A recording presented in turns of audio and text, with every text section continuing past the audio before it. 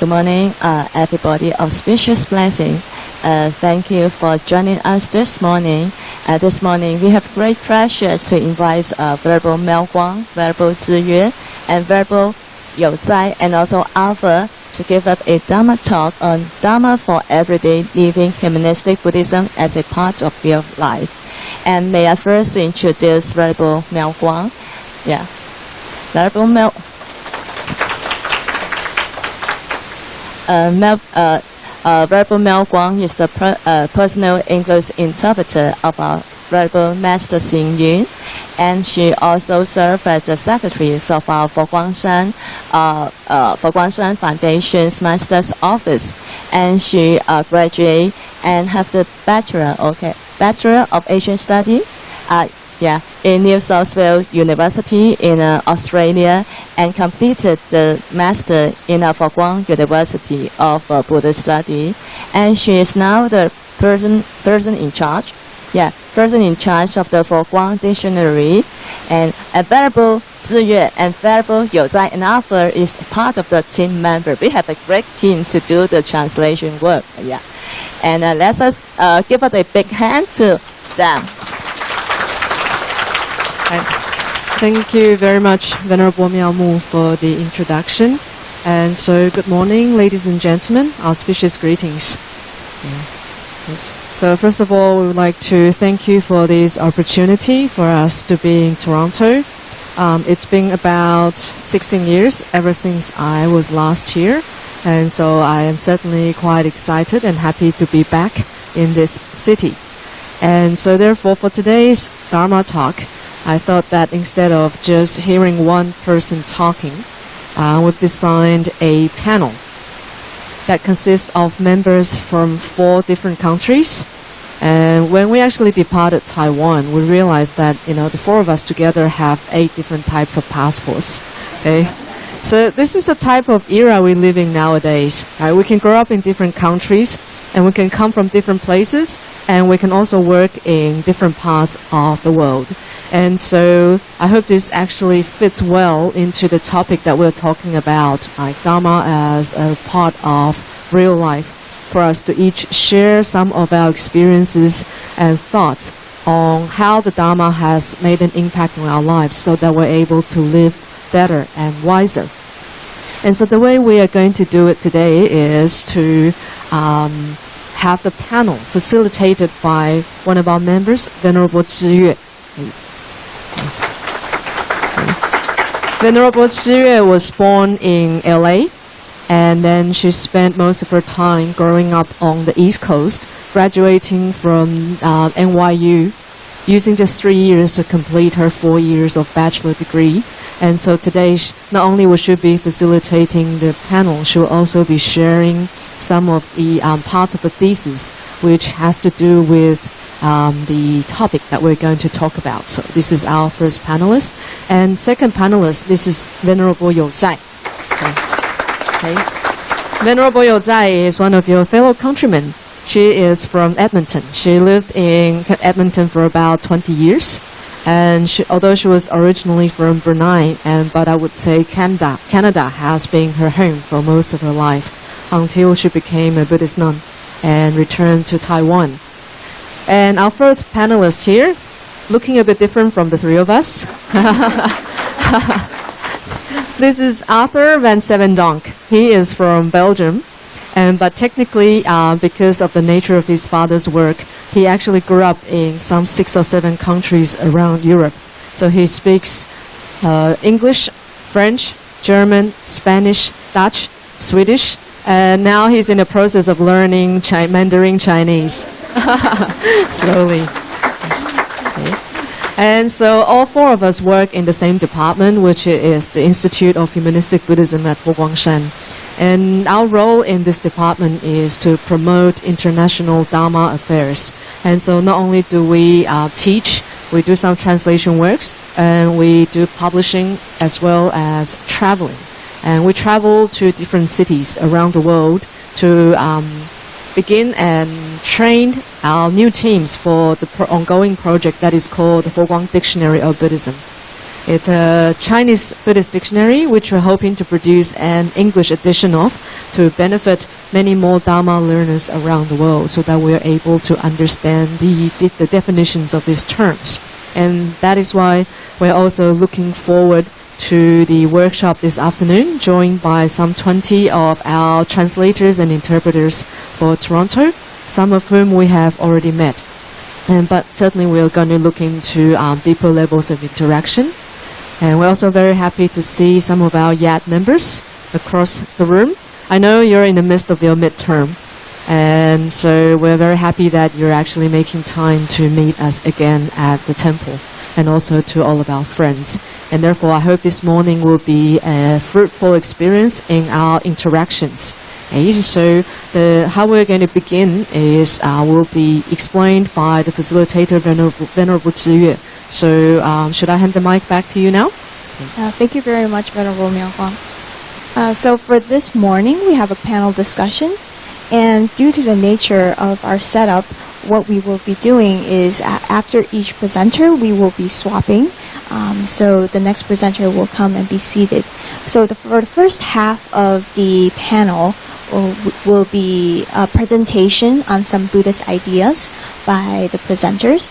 And then we will open up the entire floor for discussion. So if you have any questions, please save it for the second half of our session. And also, all of us will be sitting up here, and you can direct your questions to a particular person or to us as a group in general. All right? So today, I guess what we have in store for you is Buddhism as part of real life. And not just real life, but real contemporary life. What do we really need right now? And I guess, Venerable Miao Huang, I have to hand the mic back over to you to talk more about what we're going to talk about today. Right. Thank you very much. Please allow me to remain seated as I continue the rest of today's talk. Okay. And therefore, in the process of designing the topic, we had some chances to discuss with our venerables in terms of what our audience and our community in Toronto would like to hear. Okay. And certainly they've talked about maybe perhaps the sharing of some of our personal experiences. But I will be doing that for tomorrow afternoon's talk in Mandarin.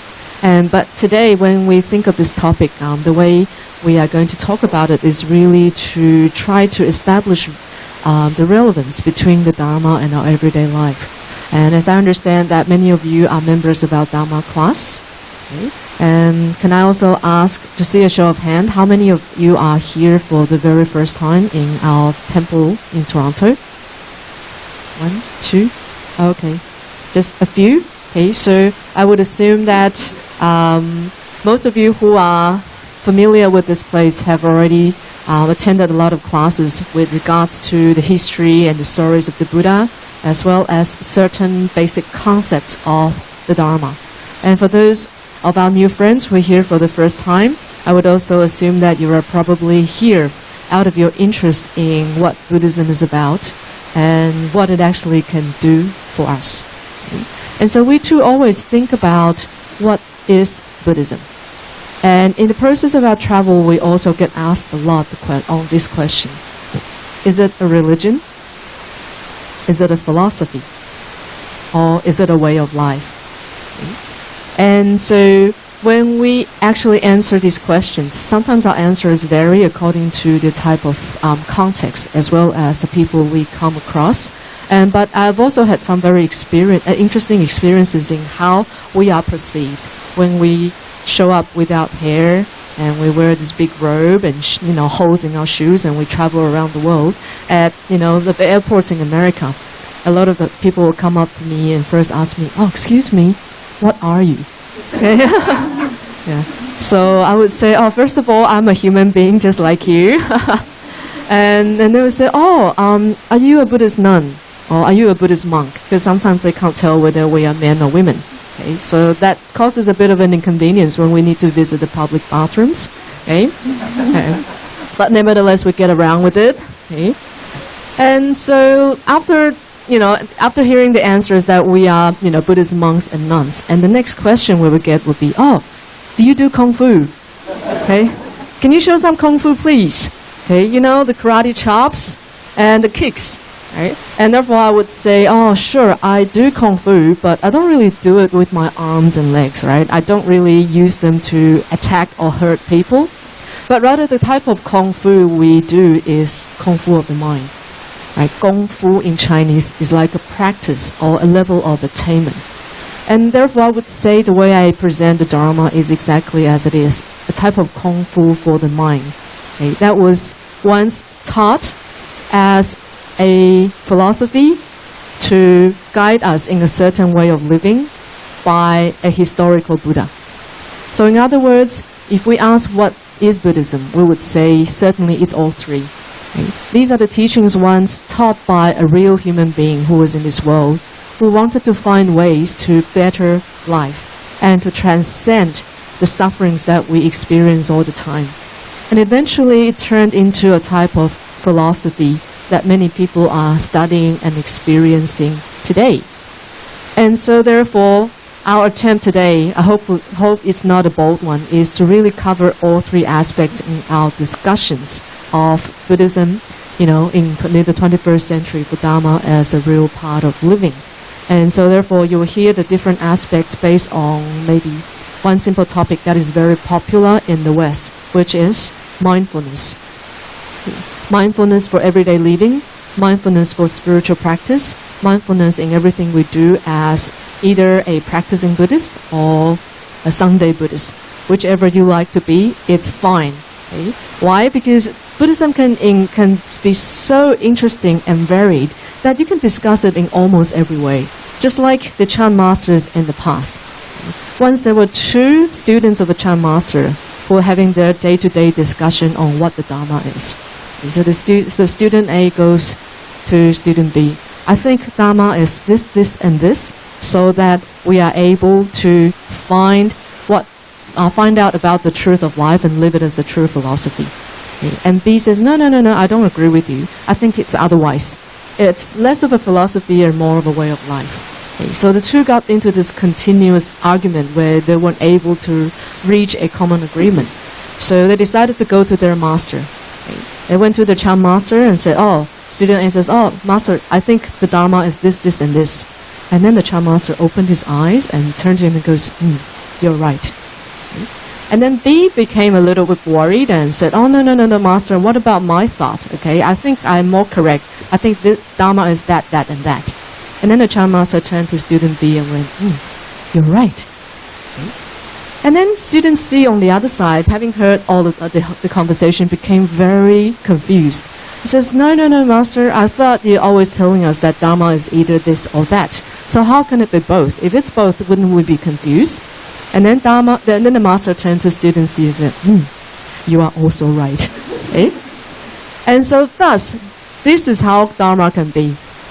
As long as it works for you, as long as you can understand it, you can apply it, then you can call it the Dharma. Okay? And so therefore, it can be anything, of course, then based on a certain set of doctrines. Okay? And so this is probably what we hope to present today. And so having done the introduction, I'm now going to play the ping pong again, hand the mic back to Venerable Zhiyue as the first member of our panelists to start discussing this topic. Okay, thank you very much, Venerable Miao Guang.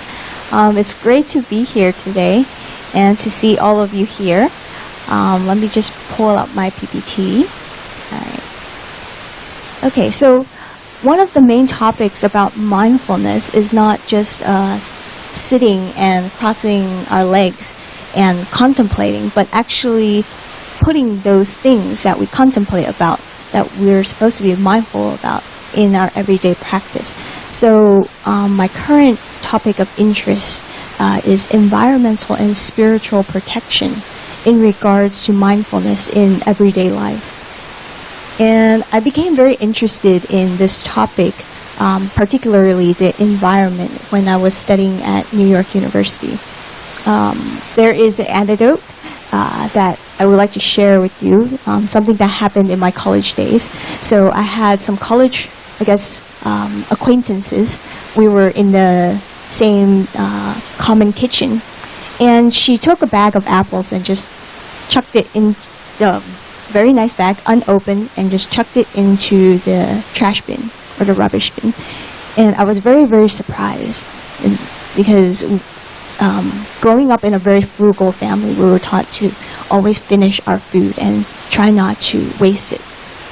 So I wondered what was happening, so I waited until she left. Of course, I'm not going to fish it out in front of her. That would be very, very embarrassing for me.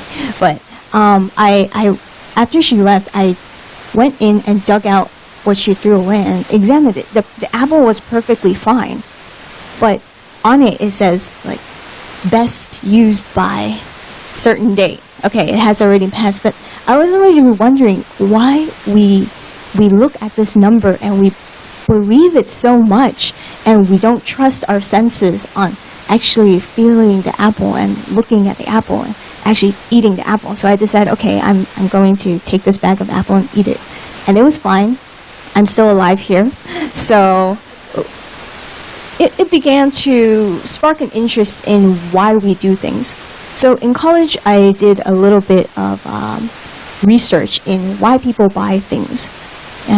So I guess one of the questions I would like to ask you is, okay, hopefully you've had breakfast today, or you came in a car, etc.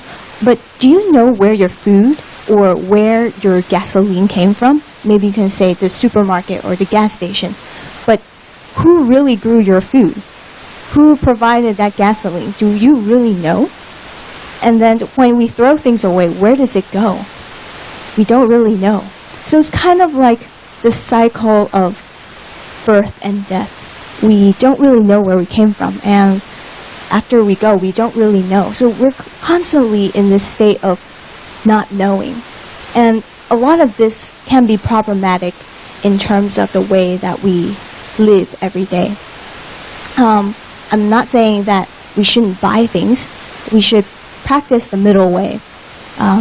Most of you are very familiar with the Buddha story. The Buddha was a prince, and he lived in luxury. Just like most of us are today, actually we are very, very fortunate in terms of our material comforts. We can have things in one click of a button, and it will come to our door, kind of like the prince. He just wants something, and then it will come to our door. But the prince also practiced, after he decided that this was somehow dissatisfying, he decided to pursue the truth. He practiced asceticism and only ate 1 grain of rice per day. Did he become enlightened? No. So what we can see from this is actually both extremes, going too much or going too little and depriving ourselves of our basic needs is not the way to enlightenment. The way to enlightenment is the middle path. How do we seek this balance between the two? Right? So what exactly did the Buddha become enlightened to is not depriving ourselves, but to realize our connections with one another. So one of the most basic Buddhist concept that the Buddha taught was dependent origination. So what exactly is dependent origination? Does it just mean like I'm related to you and you're related to me? But actually it's the core concept of cause, condition, and effect. So we know that every effect needs to have both a cause, the primary condition, or and a condition in order for something to come into being. So one of the first questions is, why are we here?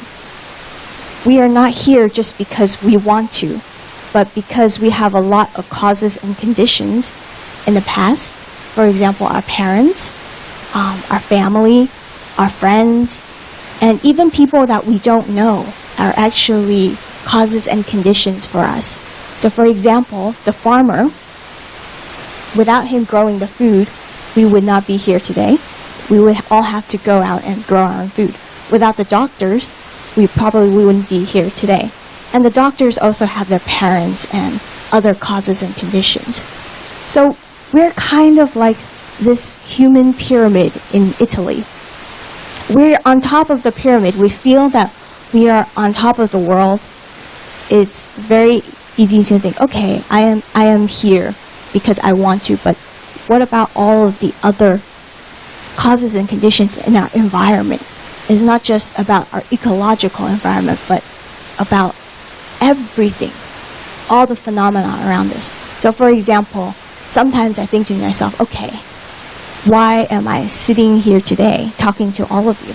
And say, yes, because I speak English, so that's why I'm here.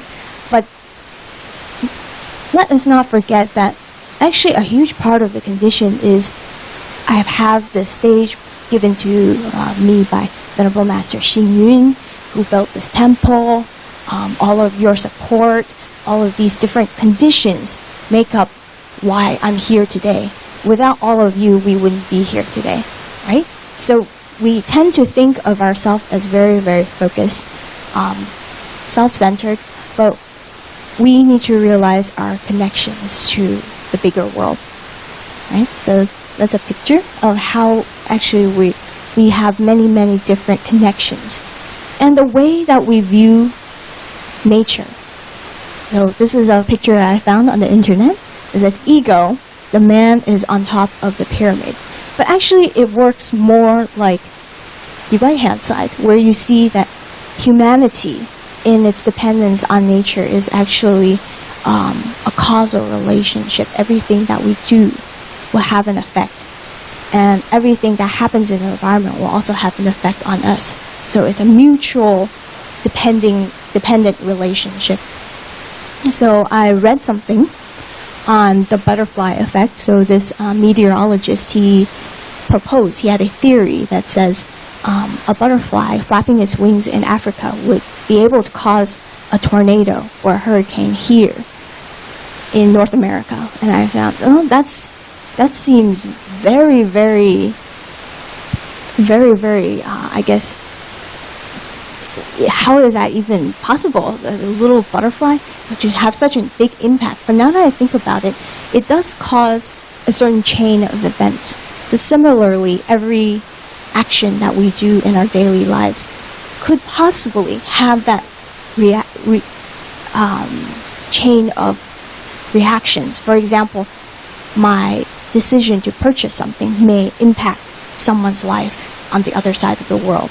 Or something that I say, if I am angry and I take out my anger, maybe that anger will be transferred to someone that I don't even know. So these chain of reactions are things that we can keep in mind when we talk about mindfulness and the environment. So this is a comic on how one small change in an initial state can result in a large difference in a later state. So this is more of how we can actually begin to contemplate on our environment. But I would also like to present to you what is meant by spiritual preservation. Not only do we want to protect this environment that we live in because we realize our connections, but also to protect our internal spiritual environment. So the most basic three things is our body, speech, and mind. We use our body to do wholesome things and use our speech to say wholesome things, and also to use our minds to think positively, to have good intentions. And using these three things, we can actually begin to build on our spiritual environment by transforming our greed, anger, and ignorance into generosity, compassion, and wisdom. So due to the time constraints, I will basically recap everything, and if you would like to discuss anything in particular during the Q&A, please do so. So when we talk about spiritual preservation, how do we do this transformation? We know, okay, how we have greed, but how do we move from greed to generosity? A lot of it has to do with the way that we perceive the things that we have. We can appreciate what we have and actually cherish our merits and think about the efforts of others and where these things come from, to realize our relationship and to realize that our actions will impact other people and other people's efforts have actually benefited us. So without further ado, I would like to pass on the mic to Venerable Yozai, who will share a little bit about our eating habits, because that has a lot to do with how we live our day-to-day. hopefully all of you guys have eaten and will find Venerable Yonzai's talk very enjoyable. Thank you very much.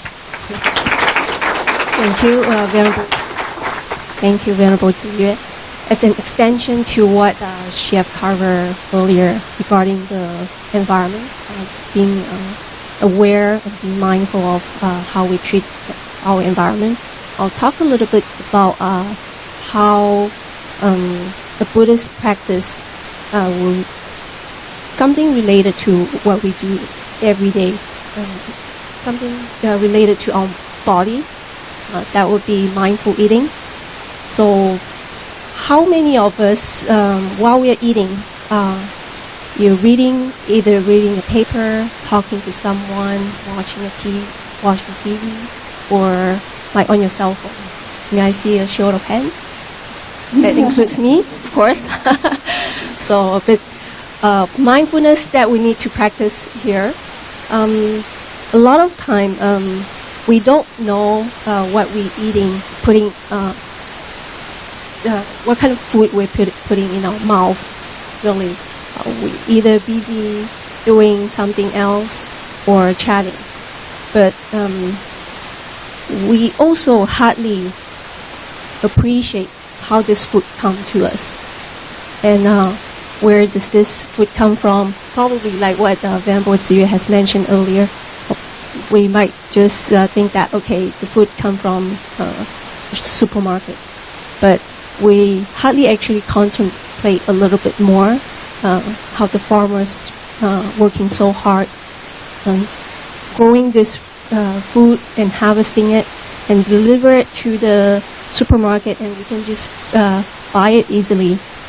So what usually Buddhists practice is that we do the 5 contemplation while we are doing our meal in the dining hall.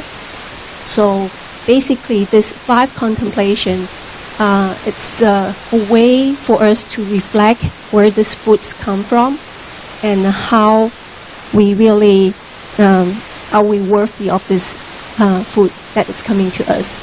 So if it helps us appreciate it a little bit more and be grateful of what we have. And the 3rd contemplation usually it's a reminder of how we don't want to get our desire and all the greeds that is coming out. It's always an obstacle to us. Like I remember a very good example that of our student from the Guangming College. They always have their meal in the dining hall, and once the table service, when they come over and serve them cheesecake, and they were so tempted to go for more, but they kept remember the teacher reminding them, saying that, be really aware of your greed. We tend to want more than what we need. A lot of time, it's just causing a lot of problems, health issue, getting better, and also you might get a stomach ache after. So this is some of the simple example of like how our greed can get to us, not also physically but also mentally. And the fourth contemplation that we usually do, will contemplate this food as part of a medicine. So if I'm sure, like for most of us, we won't take medicine as part of our food. So it keeps us going, because the medicine is very important because it keeps us going. So it's something that is sustaining our life. So if we take food as part of a medicine, so that's why in Buddhism, like we usually refer the evening meal as a medicinal meal. So it's a good reminder that we should actually appreciate and take this meal as part of to sustain our life. And the 5th contemplation, of course, in order to achieve enlightenment, and we should and take this food as something important to sustain ourselves, so that we can get not just to have a healthy body, but really to, in terms of spiritual wise, we want to attain and liberate our mind. So this is what we usually do in the dining hall before, and we have every meal. And of course, besides from that, I think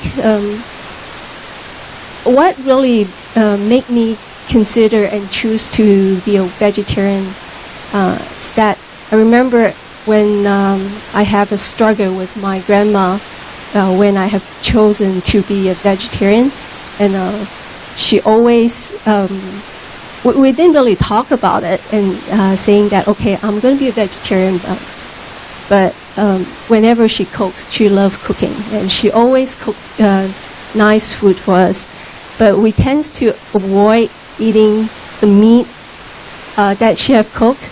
And one time she really wanted to test me out on that, and she actually picked up the drumstick and put it in my bowl, and I at that time it's a bit struggle for me, and should I just say no, or should I just go along with it? And I think at that moment it's a matter of choice, really. Should I say no, Grandma, I'm not taking the drumstick because I'm a vegetarian? And I think my grandma would be really sad about it, and for her to spend all the time cooking, and I'm not eating the food. So I decided to just, oh well, I'll just go along with it, and I'll just eat it. And but of course, during that time, it's really, it's either you, it's a bit struggle, like would you take it or no? But I think more on the physical aspect of it, it's more on how we respect others. Being a vegetarian or being a mindful eating, like, because I think a lot of the choices that we make, it's about how we respect others, as well as being tolerant, being compassionate to others. And of course, 10 years later, my grandma invited me back home, and she said, "I've cooked vegetarian meal, please come home." And I'm really grateful that, like, given the time and space for both of us to really adapt to our difference, and to really appreciate what we believe in, and compassion and respect really makes a difference. And likewise, how we being mindful and in eating, we also want to be respectful to the lives and of the animals, the sentient beings that are not related to us, but we're still respecting them for what and who they are, and all this actually make a difference. And living a simple life can also help us in terms of being really mindful in everything that we do, not just in terms of eating, but the things that we use, the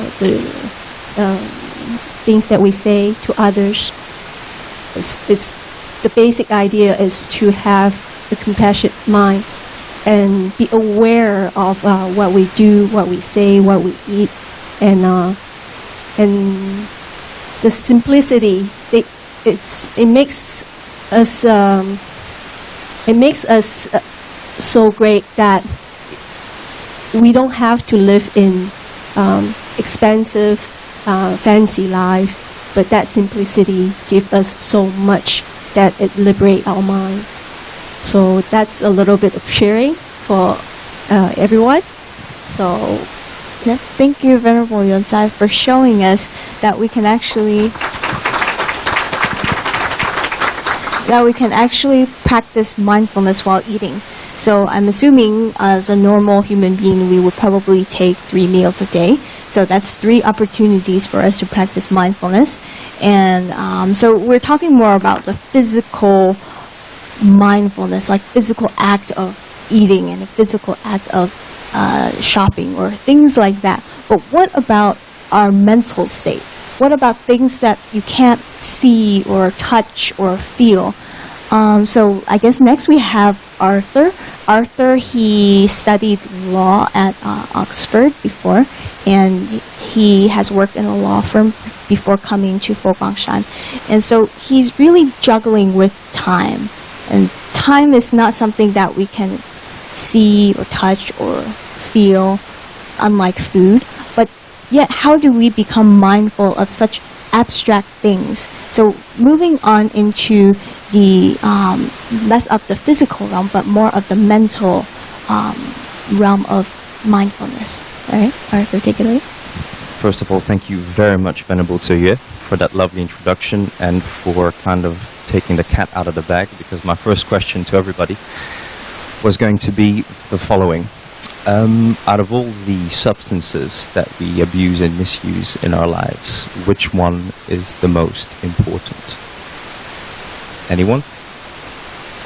Gold star. Magnificent.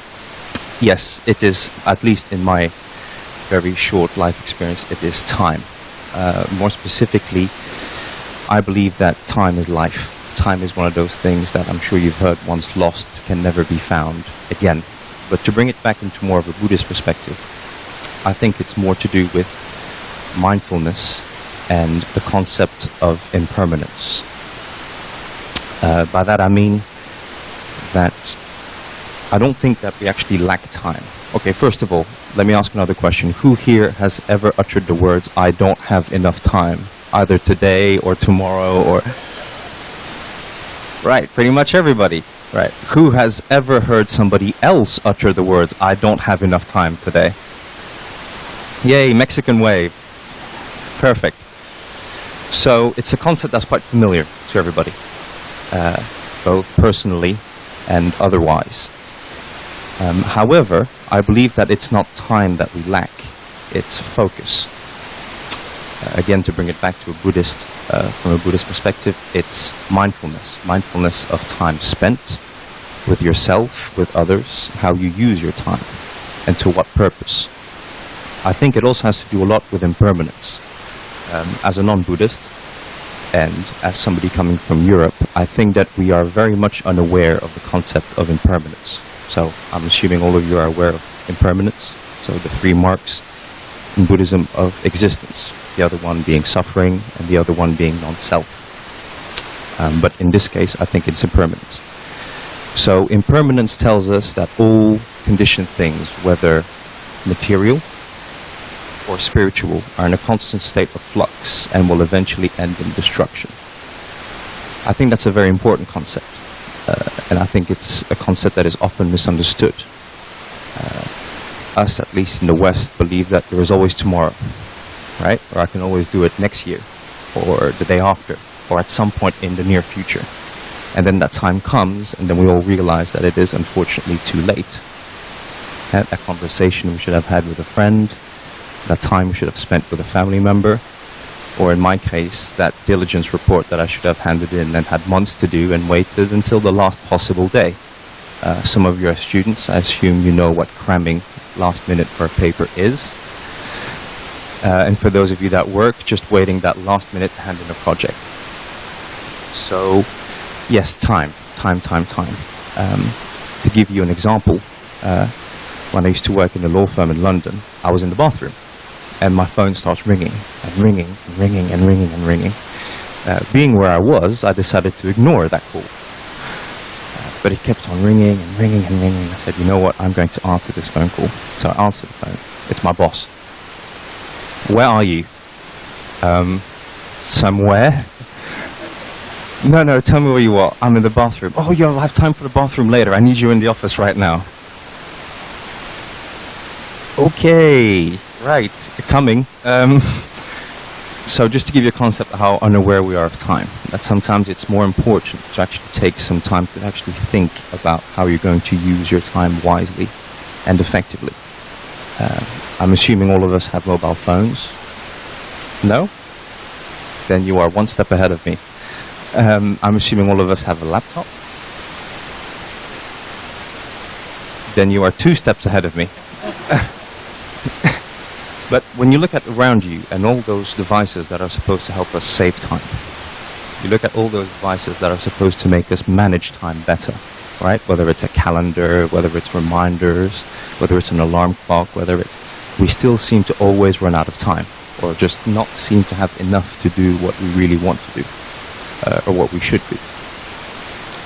So again, where did it all go, right? I mean, I find it quite fascinating, for example, that we don't manage time like we manage money. Because in my mind, time is far more important than money. Because money, again, like impermanence, you can always earn it again. If you lose it, you can always earn more. But again, time is something that once lost can never be regained. That you can never get back. Whether you are rich, poor, black, white, divorced, married, a student, or an older person, it doesn't matter. In my mind, it is the great equalizer. And my time at the monastery actually has helped me deal with impermanence and the concept of time mindfulness quite well. To give you a more practical example, now I wake up every day at around 5. It is absolutely amazing that you realize how much time you've got between 5 and going into the office at 8:30. Time to do absolutely whatever you want. And actually woke up one day realizing, wow, I have actually wasted about 3 hours or 4 hours of my life every day for the last 32 years. Quite a slap in the face concept. But again, mindfulness, the state of impermanence. So how do we deal with this? Well, many of us in fact actually choose to deal with it quite badly. Again, another example personally, last week my father called me, and I don't particularly spend much time with my father, either in person or when we do talk. And then I realized halfway through the conversation that I had to slap myself because I realized I was playing Angry Birds on my phone while talking to my dad, and that for the last 40-45 minutes, that I was not mindful of the conversation that I was having. I was not mindful of whom I was talking to. I was not mindful of with whom I was spending my time. And then afterwards I realized that he was actually talking to me because he had fallen quite ill. But being the macho bravado man that he is, he didn't tell me that. He just decided to kind of let me guess it by the length of conversation that we were having and the time of conversation that we were having.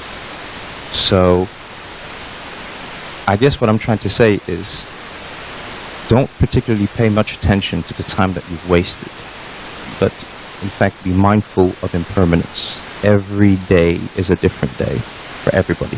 Every second, in fact, every minute, every hour. It's a very familiar concept. It's a concept that's repeated, in fact, in many other philosophies and religions apart from Buddhism, but it's an important concept. So don't bother yourselves with the time that you've wasted. Just be extremely mindful with the time that you have left, with whom you spend it with, how you spend it, and how wisely you choose to spend it with. I'm just going to conclude with a quote by Venerable Master Xing Yun that I think is quite apt and that resonates with me a lot.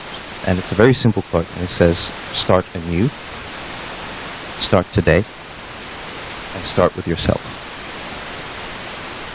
So if I have any last suggestion to give to you about time management, whether in business, personal, or otherwise, that's it. So thank you very much.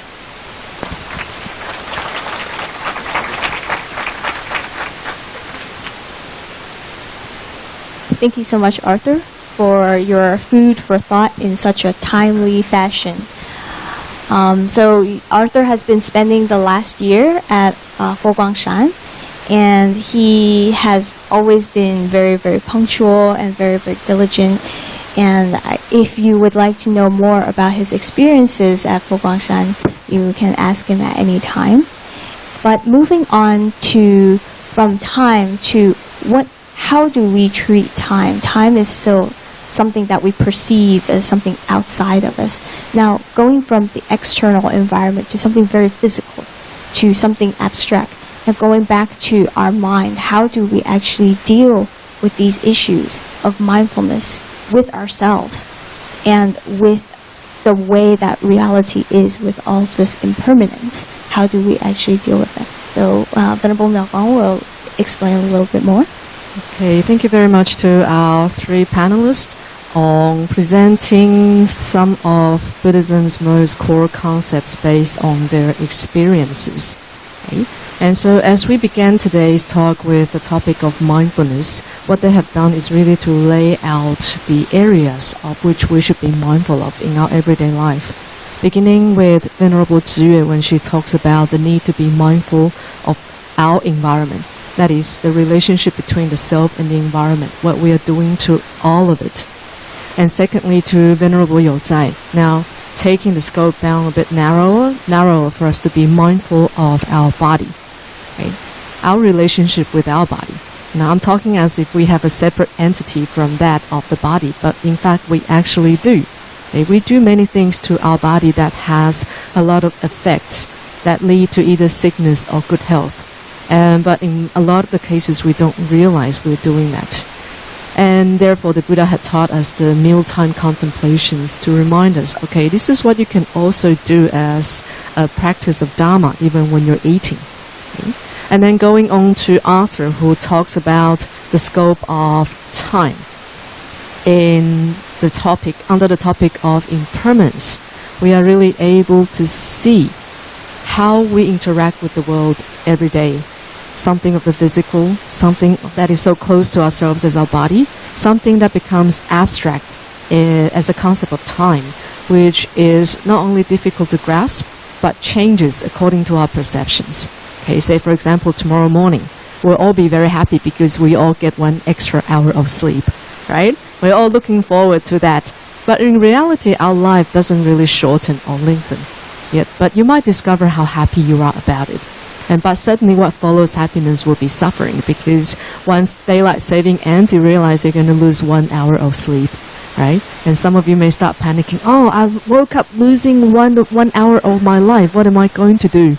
Right? And so all of this can be a good reminder of how we can apply the Dharma to kind of bring us back to that original state. If we don't call it nirvana, why don't we just call it a state of perfect ease, right?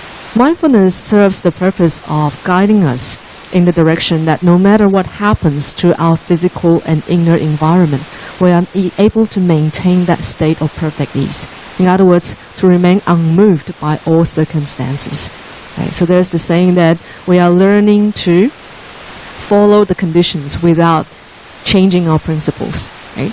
But there are also moments when we need to hold on out to our principles in order to begin following the different conditions. And so all of these aspects fall under the 3 core concepts, that is suffering, impermanence, as well as no self or selflessness. Okay? And so the Buddha too taught us that when we practice the act of mindfulness, be constantly thinking about these 3 aspects in everything you do, in everything that you're thinking. So therefore, mindfulness is not the simple act of meditation. Right? Most of us come into Buddhism believing that, the most important practice of the Dharma will be meditation. Right? So you come into the temple, other than looking for the Buddha, the first place you go to will be the meditation hall. Right? Does this temple have a meditation hall? Next you go, oh, where's the Chan master? Can I find the Chan master who can teach me how to do meditation? Right? And if you come across a really good one, he will say, just breathe. Right? Yeah. And then you go, oh, I know how to breathe. Why are you teaching me how to breathe and walk?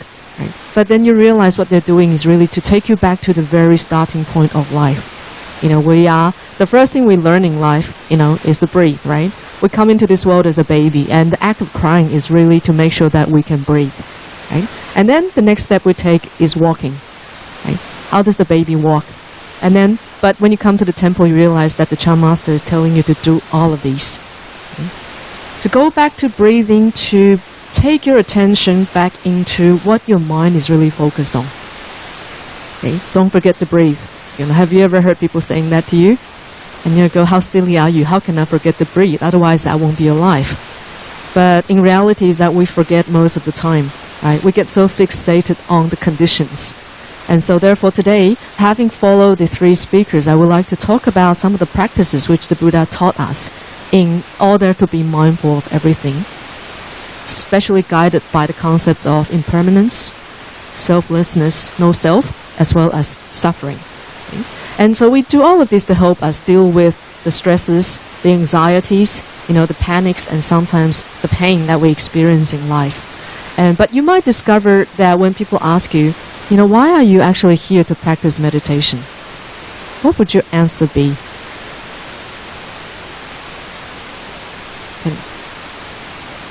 Okay. Why would you need to do that?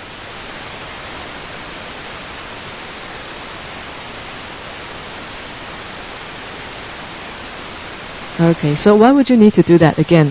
I like going to the movies and I can just stay, in the world of Star Wars. You defeat everything, you're the hero of the world. Right? So why do I need to come back to reality? You don't know? Sorry? Okay, so these are our purposes. What about reasons? Why? Why do you need to live in the present moment? Okay, why do you need to be aware?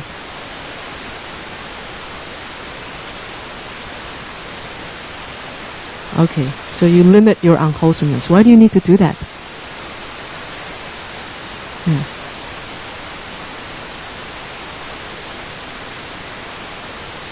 To help others. Okay, so okay.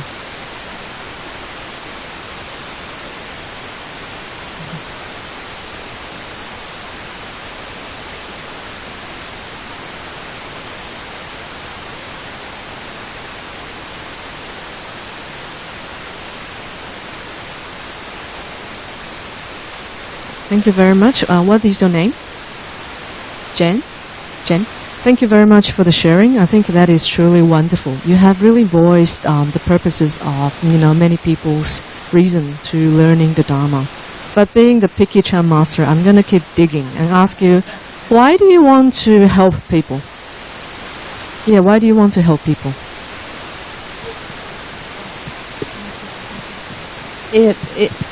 There's many things, I believe, as the Buddha has said, that are beyond words.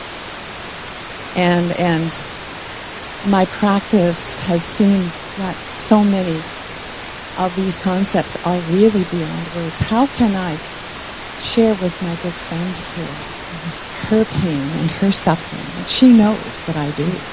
So I'm sorry that so many of these concepts, words just, we have words to communicate, but they really lack what we need in a spiritual sense, but beyond that. Thank you. We have a philosopher here, okay? Very profound, and I think, there is a certain level of attainment that you have gained from the Dharma. Okay? But you have mentioned a very important word, that is to deal with suffering. Eventually, we are hoping that the Dharma can guide us out of our suffering. Okay? And then when we go to the Dharma, the Buddha will say, okay, breathe your way out of suffering. Okay? And so I would say mindfulness is being used as a way for people to deal with anxiety and stress, because we all want, for the very simple purpose of being free from dukkha.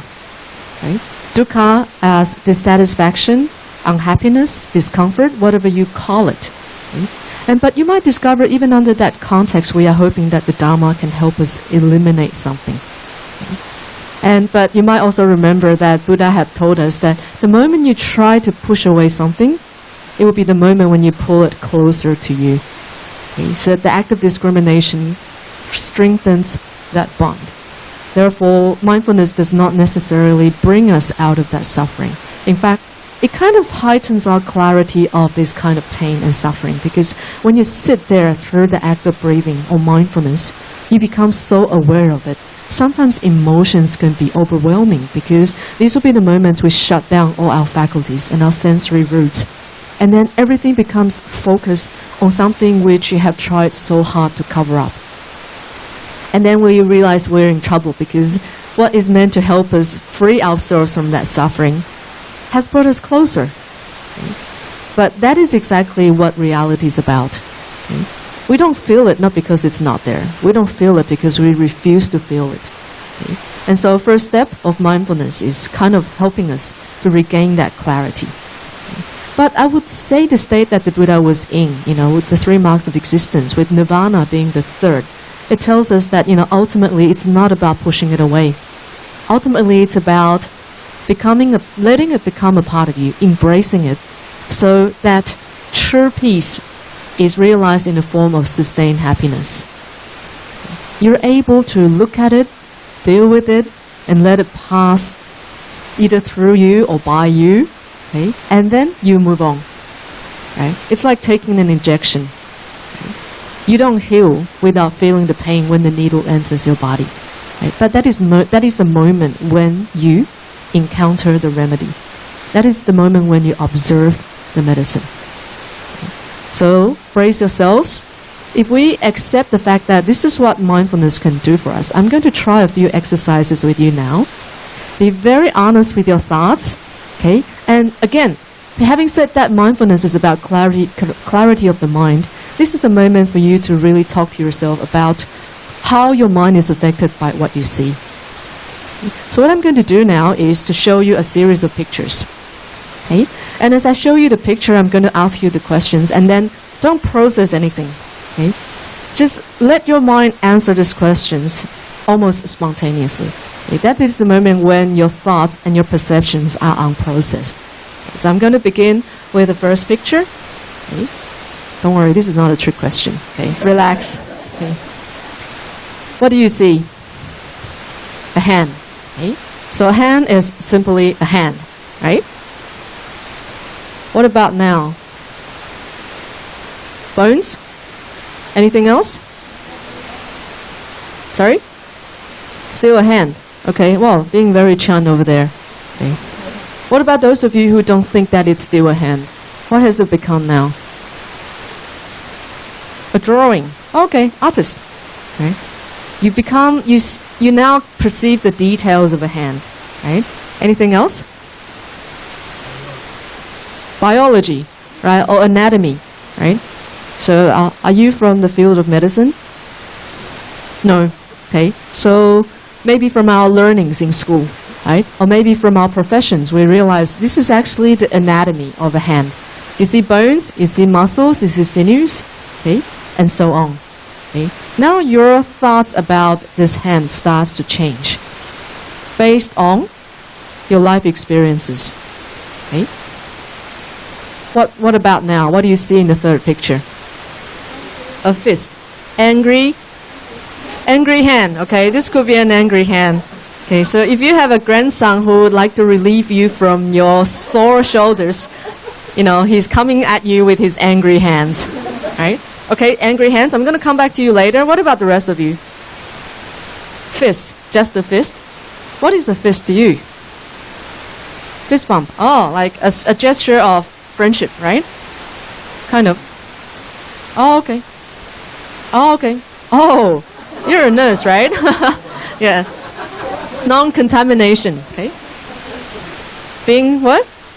Cheap. Oh, grasping onto something, right? Yeah. Okay, so now everything starts to change.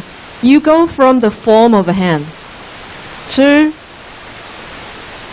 the content or the definition of a hand, then going to the implications of a hand.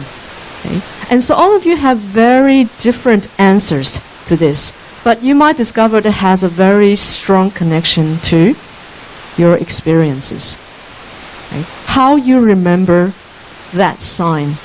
Okay? So fist bump, right? And from your profession, that's just to stay hygienic, right? Okay, next time I'll do that. Okay. Oh, okay. Instead of, right? Yeah. Okay, so we're going from just a hand to how we can use our hands healthily, right? We go to a hand from how we express ourselves through that. So angry fist, right? And so now ask yourself why you are giving such extra meanings to just the image of that. Right? Are these not the same? Okay. So ultimately, they're all the same. But we are giving it different meanings according to our perceptions and experiences. Okay. And so just by looking at something, your thoughts happens, right? But what happens is that your body becomes affected by your thought. Your behavior is largely affected by what happens in here. So the first level of process is all of these, right? Form, perception, then volition. Volition, which is mental formation when you start to take actions based on what you remember, right? And what if the Buddha told us that, yes, this is exactly how the mind processes, but after all, we are still in the driver's seat. We can decide how we perceive the world. Would you agree? And therefore, mindfulness reminds us that yes, in order to live happily or wiser, why don't we make that choice in starting to perceive things with a more positive mind? And therefore, for Buddhists, you see that they start to change the meaning of these gestures. Okay, at Po Guangshan, we use this as a lotus sign, right, as a way of greeting, right? So even when you see someone who you don't like, you're like, right? And she would think, oh, you know, she likes me, she's happy to see me. But in reality, you're thinking, okay, stay there, right? But at least you're showing a sign of friendliness, right? So you don't have to always let your mind, your thoughts reflect your behavior that will affect your relationships. Okay? So that is why, one of the reasons why we use the lotus sign. And it comes from this very gesture of a bodhisattva. Okay, what does that mean? It's a sign of mudra, Dharma teaching, right? Because as a more elevated or more sublime being, you know, I am kind of bestowing the Dharma to you and giving it to you. Okay? And then it came from bodhisattvas like this, right? Contemplating, thinking deeply in some kind of mindful and peaceful meditation, right? Always on, perhaps, let's just call it the more positive sides of life. Okay? So remember, when you think of these, you know, symbols affect your thinking. Now, the Dharma of mindfulness teaches us that, you know, like, let's take control of ourselves. You know, let's put ourselves in the driver's seat and stop letting the symbols affect us. How confident are you in able to do this? It takes practice. Right? But at least mindfulness will tell you, oh, having clarity of the mind means that, okay, now I'm thinking negative thoughts, you know, maybe I should just give it a pause and try a different dose. Okay? Mindfulness, okay, I'm angry now. Before I do anything, how do I process that? And so that leads to the next exercise. Okay, we've said that your thoughts affect your behavior. The next series of pictures will now ask you to think very carefully about how your emotion changes and how your behavior will follow that change of emotion. Okay? And so this is the scenario. You're in an elevator. Right? Before the door closes, somebody presses the button again and walks into the elevator. Okay? And then this is the first face you see. Now, tell me honestly, how do you feel? This man walks into the elevator, he doesn't even say thank you, right? How do you feel? You feel sad for him. Yeah, he must be in a really bad mood, or he hasn't woken up. Okay. Okay. So this is the first scenario. Anyone else? Sorry? Oh, he's meditating. Okay. I certainly hope that he's not headed to his car. Okay. Okay. What about this lady? How would you feel when she walks into the elevator? How would you react? You smile back, right? Okay. Is there anyone in this room who wouldn't smile back?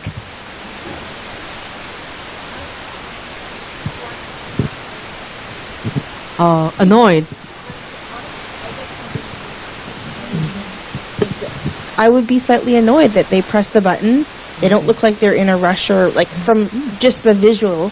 Thinking, well, if you're not rushed and you're not being very mindful of other people who were already here and you just push the button randomly by yourself, I would be a little perturbed. Oh, okay. What about now? You said before the class, Now right? that I'm aware, I would have to I would probably then, that would be my first thought, and then my second thought would be that's really uncompassionate.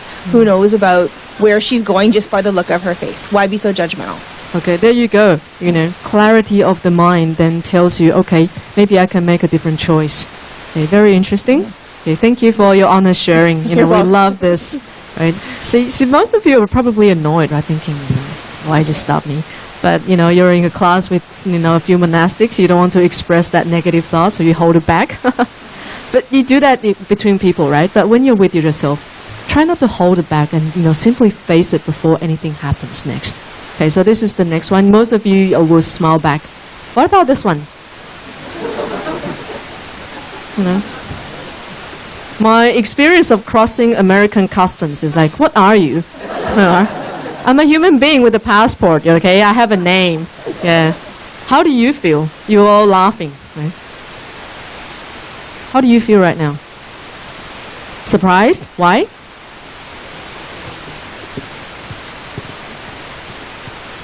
It's like, what are you? Why are you in the elevator? All right. Anything else? He's lost. Oh, okay. Another compassionate soul. Maybe he needs help. Right? Okay, let's be honest and go to some negative thoughts. Okay, pick up some negative feelings. Peel the onion. Right? Any negative thoughts about this old man? Okay, you move slow. Okay, why?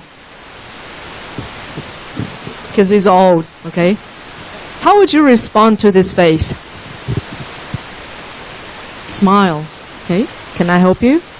Would you pretend that he's not looking at me? Yeah. What's your problem? Exactly. Right? Most of us will say, obviously he's kind of, reaching you with some kind of hostility, right? And then your thoughts start to react to that. Okay? One final one. Okay. Halloween. What if it's not Halloween? It's the 4th of November now, 5th of November. When you see someone like this in the elevator, what would you do? Honestly, be very honest. Scared, right? What about the gentleman? Bring out your angry fist, right? Okay. Yeah, push the close button while he's in between the door, right? Yeah. You're just worried, right? Yeah, what is wrong with you, right? Okay. Okay. So what if it's just a little boy trying to scare you? He won't harm anybody. You smile back, okay? All right. And yeah, he's out there to scare people, okay? So I would say in 4 different scenarios, you are the same person, but you react so differently. Why? Because we tend to let our perception guide our mind as well as our behaviors. But it was also nice to hear some of you say that no matter what happens, I would just smile back. Right? Because normally, that's how we expect ourselves to behave to normal human beings. Okay? And so the second step to practicing mindfulness is that can you remain who you are? Can you stay true to yourself? Okay? No matter what circumstances you come across. Why? For 2 reasons. For us to really cross paths in our life, right, we need the right conditions. So if that happens with every single individual whom we cross paths with, how would you like to make that connection? Would you just let it be a negative one? Or that after the guidance of Dharma, you believe that certainly he may reach me with some sort of negative emotions. But second point, usually in an encounter, the person with a stronger energy field will be able to turn the situation around. Right? So if you're the happier person, you might discover that you bring happiness to other people. Right? But if you're the negative person, you are usually affected by someone with a stronger positive energy. Okay, so that's what the psychologist David Hawkins has done. For 20 years, he has experimented on thousands and thousands of people, and he came up with a way of measuring a human being's energy. And so he has reached the conclusion that in the state of enlightenment or peace or nirvana, this person's energy is at 1500. That's probably the state of a Buddha. Right? And Mother Teresa, it was at about 500. That is a lot, the level of compassion. And for understanding, it's about 200. Then anger is about 50. Hatred, jealousy, 15, 20. And so at this reward presentation for Mother Teresa, when she walked into the room, most of the people in that room changed their perception. They went from negative to feeling her compassion. And so therefore the practice of meditation leads us from that clarity of mind to making a choice. And then stay in that sustained state, we're able to continue to emit that energy of compassion and wisdom and positiveness. And so this second exercise serves the purpose of asking you, can you really remain who you are? Yes, I always greet people with a smile, right? You never know, you could change a person's life. What if this person, the first man, was thinking about committing suicide, and then you smile at him, instead of thinking, oh, something's wrong with you, get out of my elevator. Right? Then the outcomes will be very different. But again, this all begins with mindfulness, before we even go on to any of the other Buddha's teachings. Okay? And now third exercise, again on perception, but this will be largely affected by your experience in life. Okay? What do you see? A beautiful moon, right? Anything else? Midnight, time to sleep. Yeah. Winter time. Okay. Okay, we've got two. I'm going to go back to winter time first. Okay, so the moon kind of reminds you of the cold winter night, right? The dark blue. Okay, and then you said you could be in jail because of the bars, right? That's kind of blocking you and the moon. Okay, and then you might discover the very famous chant saying that, it's all the same moon. Why would it appear so different to you? Yes, your experiences. Okay? And therefore, your experiences could be, say for example, you had a nice evening out, and therefore next time when you see the moon, you start to enjoy it. Okay?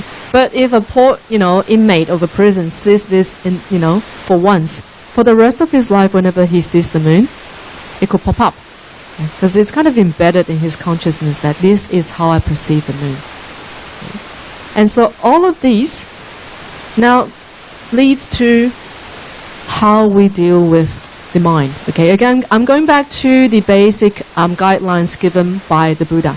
Okay? So in all three cases, I hope that in your practice of mindfulness, even, whether it is in the process of meditation or when you are actually just learning to deal with people as a way of your Dharma practice, right? Shoshin, spiritual cultivation.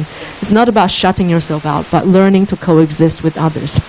No matter what happens in this world, the Buddha reminds us, in one of his teachings that these are all the three things that will always come to our mind. Or we should always be mindful of these three things in our encounters with life. Okay? First of all, the inevitability of life. In other words, we are guided by causes, conditions, and effect. Right? We are told that everything comes because the right sets of conditions are present, and they will lead to an effect. Okay? And we're also told that as another way to interpret cause and effect is that we create the causes of our own consequences. We do an action and it leads to an outcome. Or in other words, it's karma. Okay? So, when we learn the Dharma in hopes that we could be free from the downsides of life, this is the first answer that could help navigate us through these problems. For one thing, they would always happen. You cannot get out of what you're experiencing. Suffering or dukkha will eventually happen. Okay? So this lesson teaches us of the fact that if everything will eventually happen, there's no point in trying to push it away. But the wisdom of karma, first of all, teaches us how to accept our pains. Okay? If you understand that life is inevitable, we learn to accept our pains, knowing that eventually there will be an end to it. Okay?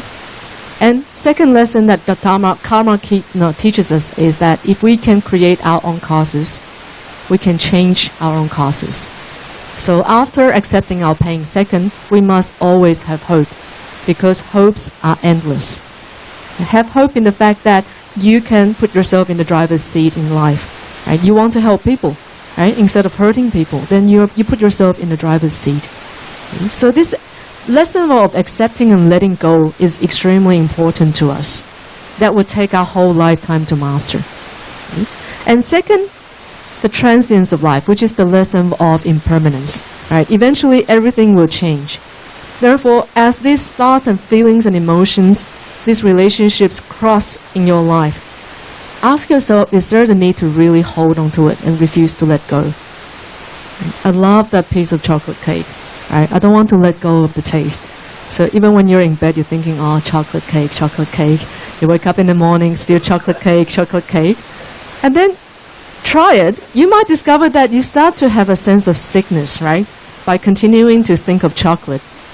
Right? Why? Because the thought of chocolate, not just by eating it, when you think of chocolate, your brain actually secretes a kind of substance that makes you happy, according to researchers.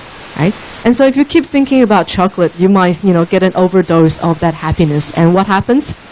It changes, right? So eventually everything becomes a type of suffering, whether it is joyful or painful.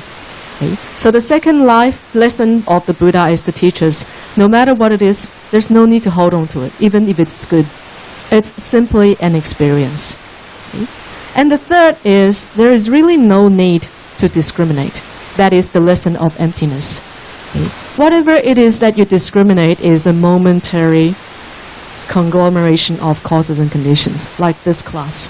Okay? We enjoy 2 hours together, right? But eventually these conditions will pass away. And then if we hold on to it, then it becomes a kind of pain. Right? Well, put everyone in the same room for 24 hours. What's that going to be like? Right? And so you might discover the coming and going of every condition gives us a different perception, allows us to enjoy it and let go of it at different times. And therefore the third teaching, or the third lesson on emptiness, first of all teaches us that it's not that sunyata is nothing. The Buddha doesn't say that we don't exist, but we only exist momentarily in our thoughts, in our circumstances. So we can be anything, but we can also be just something in different times. We can be everything, we can be nothing. Okay, so that kind of gives us a sense of flexibility in how we place ourselves in a situation. Okay, so again, the inevitability of life, the transience of life, and really there's no need to discriminate, because what you're really discriminating is nothing. Okay. And so in conclusion, I'm just going to jump to the very end of my presentation. Can you please jump to the conclusion? Okay. So what I'm just trying to say today is, through these simple exercises of mindfulness, you might discover that you don't need to practice meditation in the meditation hall only. Anytime you breathe, anytime you see something, anytime you encounter people, you are always given the chance to practice mindfulness based on the guidances of the Buddha. Okay? And so if you see the Chinese, you discover that it's actually the 4 stages of mindfulness, right? To help us to really discover that our thoughts changes all the time. So don't hold on to it. Secondly, whatever it is that we feel is not really happiness, because eventually even happiness leads to suffering. And thirdly, this world is ever changing, and it's never really what it is. Okay? So give yourself that creativity to keep enjoying the different side of life as you practice mindfulness. Okay? Sorry for really taking such a long time, but I hope that what we are doing today is to really to bring in, the day-to-day experiences of the Dharma, and then by concluding with it, the guidelines given by the Buddha in what we can do every day. Okay? So Buddha was a human being, who actually walked the walk and came back to talk the talk.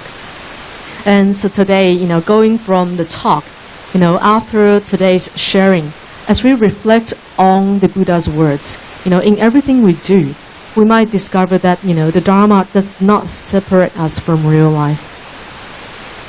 We are just as real as we can be, right? Anytime you separate something, you lose something, right? So it is only the moment when we stop discriminating that we are able to coexist with everything without even the need to push anything away. Then you will be in true peace or perfect ease. So hopefully we hopefully you found this morning's sharing helpful or insightful. But certainly, as we talk about the Dharma, there are also many different other different topics that we can talk about. So maybe we still have about 45 minutes. According to the Venerables, we have 10 to 12, right? And so with 45 minutes, I am going to hand the mic back to our facilitator to continue today's second half. Very much.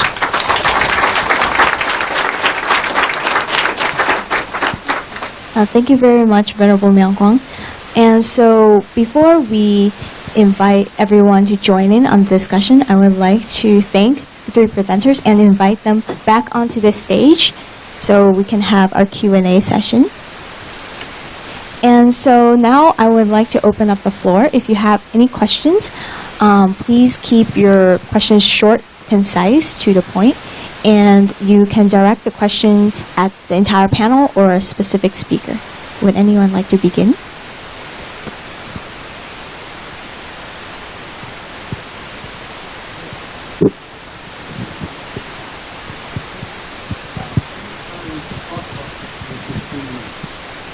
If we don't discriminate, we cannot do anything. So I think when we say we don't discriminate, I think we are trying to refer to a particular meaning of that word. So I'd like you to explain to me when to and when not to, and then which part of the discrimination is good, which part of discrimination is not good. As human beings, we are always discriminating, right? I am sitting here, you're sitting there, right? I am a monastic, you're a lay practitioners, right? And the feeling now is good, it's bad. And I think that's the way the mind navigates itself across its interactions with the world, because we like to conceptualize. Yes. And so before we decide whether we should or should not conceptualize, I would say rather the experiences given by the Buddha is for you to think about the process of conceptualization. That is the same question as asking, should we eat? Right? It's not as simple as yes, we should, no, we shouldn't. You would say, oh, it depends on, when was the last time we ate, what kind of condition our body is in, and what would be the effect of overeating. Okay. Venerable Abbess Yonggu was so kind. She took us to CN Tower yesterday, and for us to experience, the view of the beautiful Toronto city. Oh, I love it. I love the autumn weather here. And then we sat down to order. We were each given like a plate of grilled vegetables, right? And so when it came, it was such a huge plate, and you could hide your face behind it. Okay.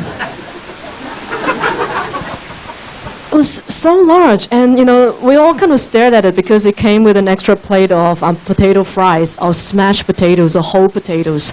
It's the only protein on a vegetable platter. Okay, yeah, and then you're sitting there thinking, okay, I'll try to enjoy this, out of gratitude. Okay, but you might discover that halfway through, everybody starts to slow down and think, okay, I feel like a bulldozer. I have to keep plowing so I don't waste the food. Okay. And then in this process, the purpose of eating begins to change. You might see that, first you love the sight of that food, right? Yeah, and you enjoy the flavor in the beginning when it's all hot and fresh. But when it cools down, then it becomes like a task that you have to conquer. Okay? And then your perception of eating completely changes. So by the end of the night, we each ask for a box. Okay, I think you got 2, right? Yeah. Yeah. So, not to waste food, we brought the food home. Okay. And then we arrived at home at about 9:30. And so this morning when we got together, Abbess Yonggu asked us, oh, what happened to your box? And the two of them said, oh, the first thing we did when we got back to our room at around 10 was to deal with it. Okay. Okay. To deal with it so we can finish it. Okay. But I ate mine at 11:30 because of the time differences. Technically, it was only about 7, in Los Angeles, so it's okay, right? And then you're eating and eating and eating. You're thinking, okay, why am I eating now? Okay, all for purpose and reason. Okay, so I would say yes. You're asking a very interesting question about reason. The reason for discrimination is that you realize that as a part of an entire universe, we act according to the conditions we're in. Okay, so there will be moments when we need to follow a certain set of rules in order not to behave very absurdly. Okay? So for example, when you're traveling, in a plane, you're not going to go up and do a handstand and say, we shouldn't discriminate. Right? It's simply a human action. Or when you're among a group of people, you're not going to say, technically you don't exist, so I'm going to slap you in the face to see how well you practice the idea of emptiness. Right? Okay? I don't think I want to try that. That's not a good way to develop good affinity. Okay? And so you have asked a very difficult question that will answer in a very charming way and say, you need to discriminate when you need to discriminate. Okay? And especially if it concerns other people. I would say, our purpose in this world is to really to coexist with other human beings. That's why it takes so much effort for us to learn how to deal with people, how to coexist with them. Right? And so in these cases, the discriminations might help us stay out of trouble, right? And gain greater peace. So these are the moments when we must not reject the need to conceptualize. Okay? But there are moments when we're alone, right? When we, try to explore this concept of the self. You will see that we are our own worst enemy. We are usually the ones who get in the way of our peaceful coexistence with other beings. Because I like it here this way, right? I like to eat my Tic Tacs in even number. So if my friends offer me 3, I'm going to stick my hand out and go, you owe me another one. Because I like to have it in even numbers, right? And then that's discrimination. Right?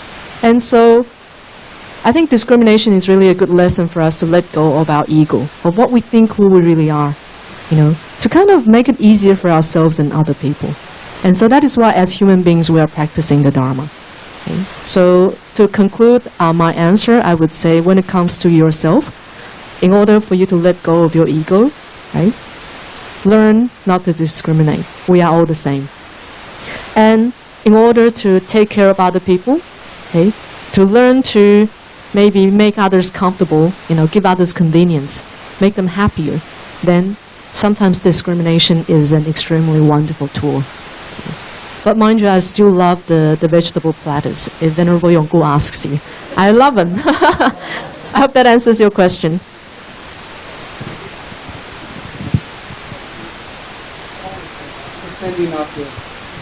And kind of understanding after listening to you is that if we are wise and if we look at the world in the true way, can we then discriminate as we want? Because the true way is the real way, and then you wouldn't have anything wrong. So in that sense, probably discrimination is good. But I think the bad discrimination is that we are making discriminations which are wrong and making decisions and actions which are also wrong after it. I think those are the things we probably should never ever discriminate. I think. If we look at the Heart Sutra, okay, a way to conclude the Heart Sutra is that it's an evolution of an ordinary being to becoming a Buddha.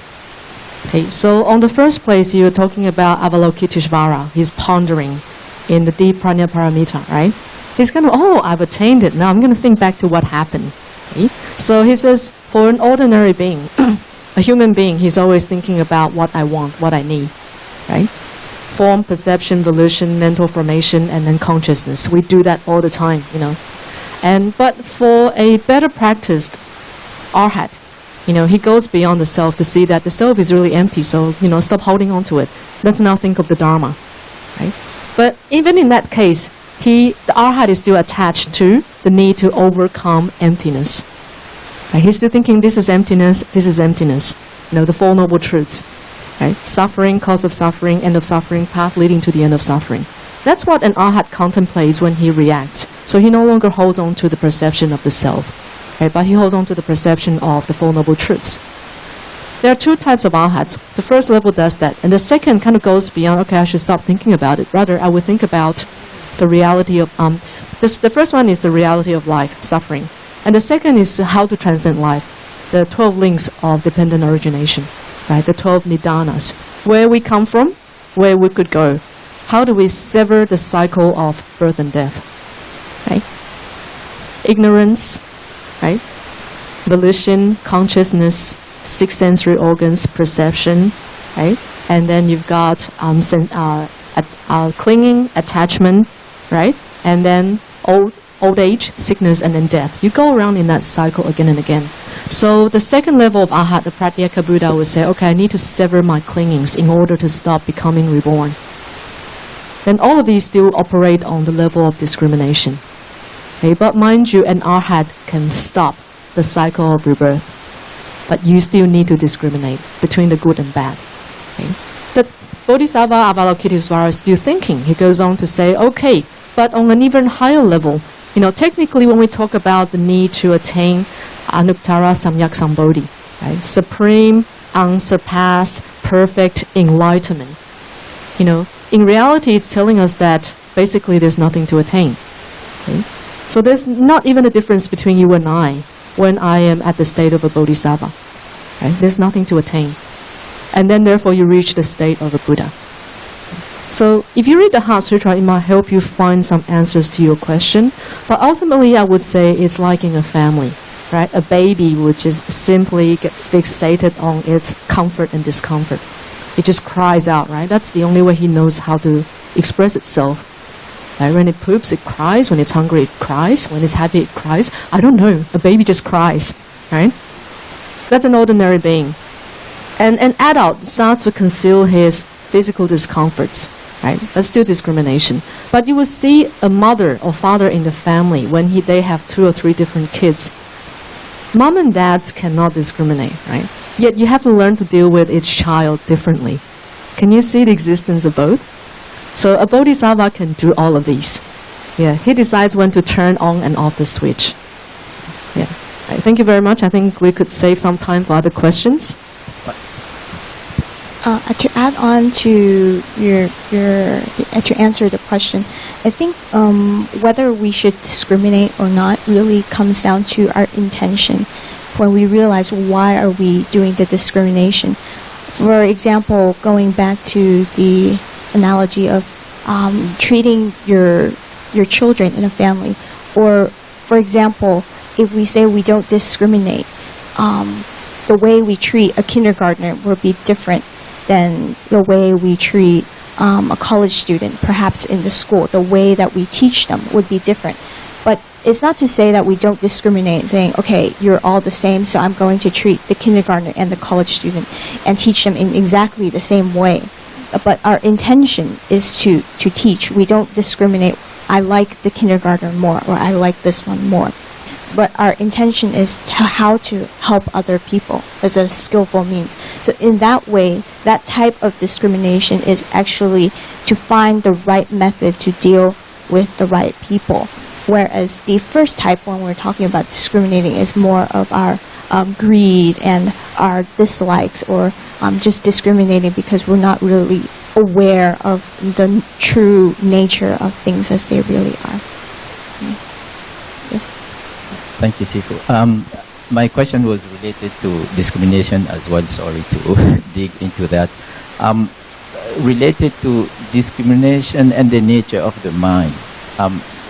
The thing is, our mind always like extremes, left or right, cold or hot, and so on and so forth.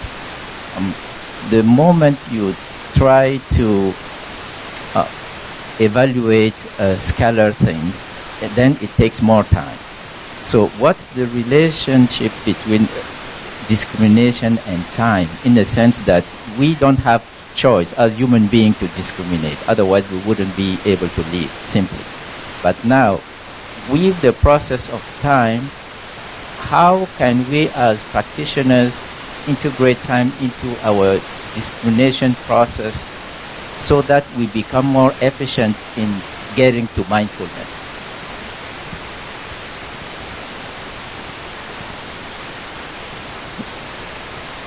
As you speak of discrimination, again, we are really based on the concepts we acquire in our mind, and we act accordingly. And therefore, the observation of causes, conditions, and effect is like an X-ray that helps you to break it down. Okay? Then you might discover that when you observe a situation closely, the concept of time becomes totally changed. Okay, for example, on the moment of death, right? They're told that you will actually have a flashback of your entire life in like 0.1 of a second. Then 40 years become 1.5 second, right? So technically time is a concept invented by human beings, so we can act accordingly, in a certain set of period to do the same thing.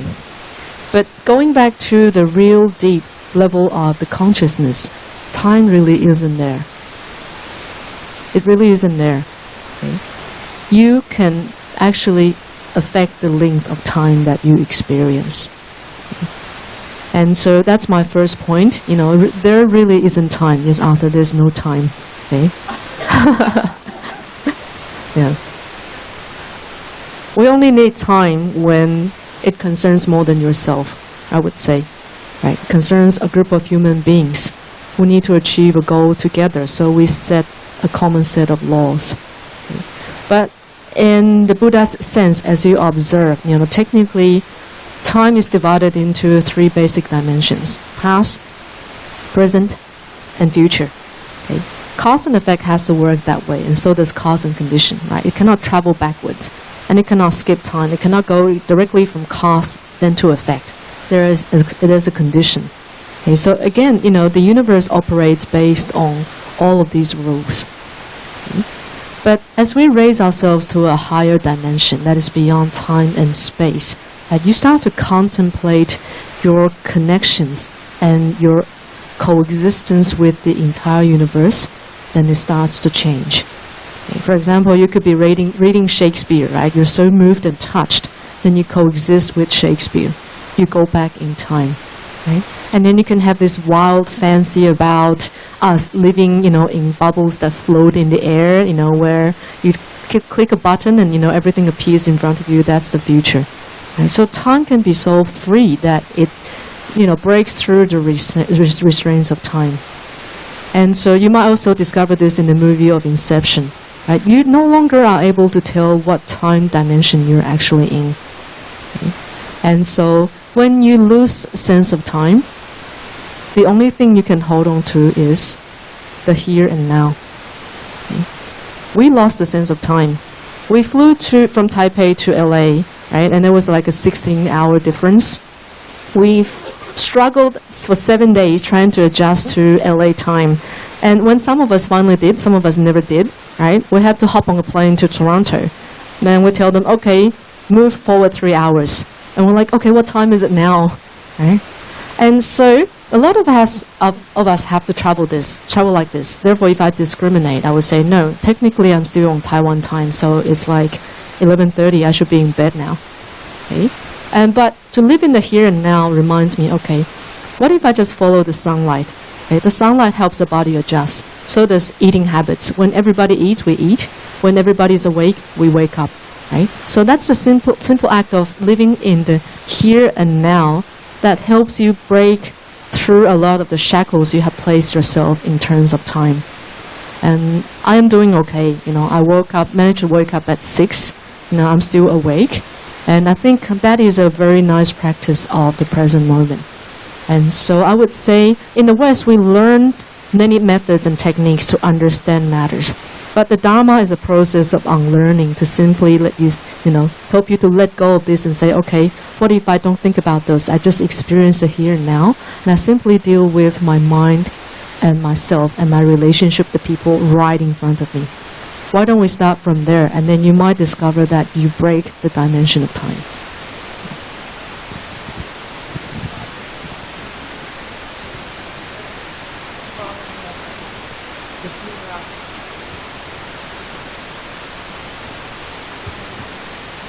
I will deal with that if I ever get to go to the Arctic. But right now I'm going to enjoy the Toronto sun.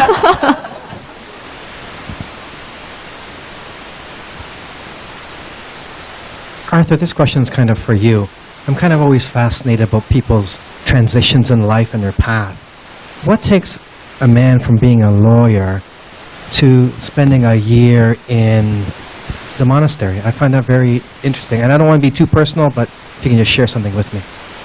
Good question. It's a question I keep asking myself, actually, up until now. No, just kidding. I guess it's, to go back to what Venerable Miao was saying, I guess it's always due to your perceptions and your life experiences. As she mentioned, I've, on average, never lived in a country more than 4 years so far. So it's kind of part and parcel of my life to kind of always move around. The word nomad and pilgrim has been thrown at me more than a few times. However, I think on a more personal note, it's working as a lawyer in London, again, puts you, I think, out of touch with what really matters, I think. You kind of fall out of the cycle of being aware of what it is that you're doing, why you're doing it, and for whom. Now, of course, you fall back on your normal reassurances, or I'm doing this for me, for money. I'm doing this for my family, and I am working for my clients. But I think at the end of the day, I was doing things more by automatism. Literally like a robot. I was going to work because it was what I was supposed to do, and I was earning money because, you know, bills got to be paid, but at the end of the day, you know. And I was helping clients resolve their issues because that's what I was being paid to do. But at the end of the day, I think, and the abbess in Paris really, I think, woke me up to that. I wasn't doing it for any sort of meaningful purpose, i.e. for myself. I was doing it because it was something I was supposed to do, that others before me had done, and I'm sure will continue to do in the very long future. And to bring it back to the concept of time, I thought that if I was going to try something so outrageously out of the box and out of left field, or is it right field here? I can never really tell. Whichever way, I would do it now. When I both have the time, the focus, the leisure, not later when I have a family or responsibilities or duties that would prevent me from fully focusing on what I'm doing right now. So I hope that kind of answers your question. Arthur's mom and dad are devotees of IBPS Paris. And so one day, Venerable Manchen, the head abbess, came to me and said, "Oh, I've got this lawyer from London who's going to come and live at the monastery for a year. Please take care of him." And so I turned to her and said, "Oh, okay." But, you know, deep down, right, hiding my emotions, deep inside, I'm thinking, "Yeah, right, he's going to stay, I'm sure." Right? Yeah. Because I had my discriminations, right? A lawyer has his goals, you know, he has his purposes. Why would he just, you know, put time in idle and then come live in a monastery? But certainly, you know, based on Arthur's sharing, I would say, you know, he's doing something quite different from what he usually had to do. And sometimes, even to us, you know, this is a computer engineer. Okay? She was making good money and she's writing really good software, changing the world. And she could have turned into a great person who will be able to turn garbage into gold. Yeah. And none of us are really making money, you know, for our purposes. But I think in here, you know, like given such great opportunities to travel the world and to establish these connections, you know, again, we are breaking down our usual concept of the purpose of life. Right? It's a really fun experience. But mind you, there will be times when we do feel lost too. But it's nice. It teaches us to learn to appreciate the good times we are enjoying. So I certainly hope Arthur is enjoying his time with us.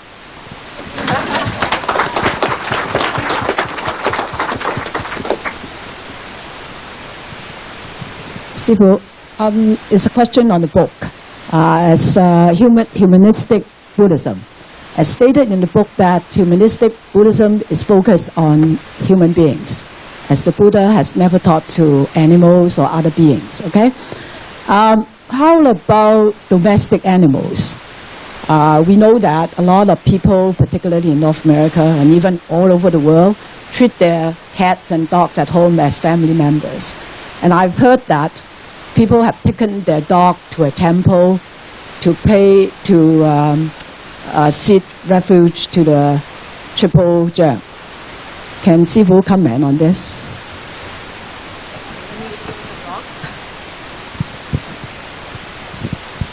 Actually, thank you for raising that. I had a dog, a hush puppy. I don't know if you know, Droopy basically. He died last year, but before he died, He was a member of Fogwanshan. He'd taken refuge. And we even managed to turn him vegetarian. No, I mean, really, seriously. He was, and he didn't seem to mind. It was very difficult at first, but slowly and with a lot of patience and diligence, we managed to do it. I think it's also to do with kind of perception. I can only speak from my own experience, but I grew up with that dog. So it almost was my brother, basically. We shared trials and tribulations together, and I never really viewed him as a dog, if that makes sense. I kind of viewed him more as, like I said, like a brother. Now, a brother that didn't necessarily speak my language or did the things that I did, but for me, I never viewed him as anything else but my brother and a part of the family, which is why I kind of kept diligent at trying to turn him vegetarian and eventually doing so. So I'm not surprised that you would raise that question. In fact, I'm very glad that you did. Again, I think it's a matter of perception. Many people have come up to me and said to me, why do you talk to your dog as if he was your brother? And I'm like, well, because he is. Like, some people talk to their fish, some people talk to their, It brings to my mind a very philosophical story of a man who talks to his fish, like I would to my dog. And he talks to his fish and he says, how is the water?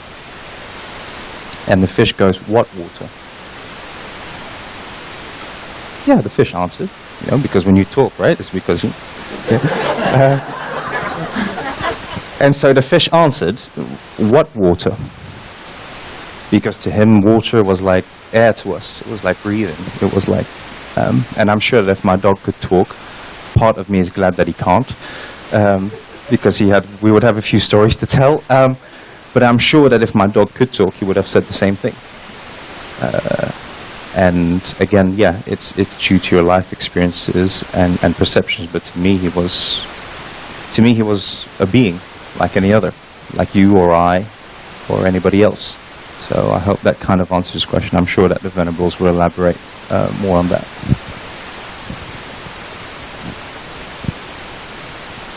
I have a very interesting experience to share.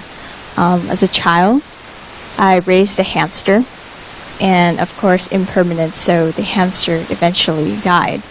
So my mother told me that since we have this affinity with the hamster, that we must chant the Diamond Sutra for this hamster. So here we are.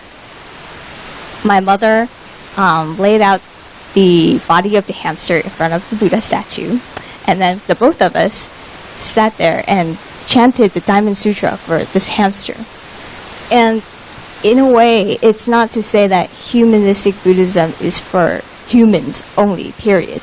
But the way that we engage with our lives in the present, humanistic Buddhism, why we emphasize human life is because in the development of Buddhism, there has been a shift away in historical context towards funeral rites, towards going someplace else after you pass away.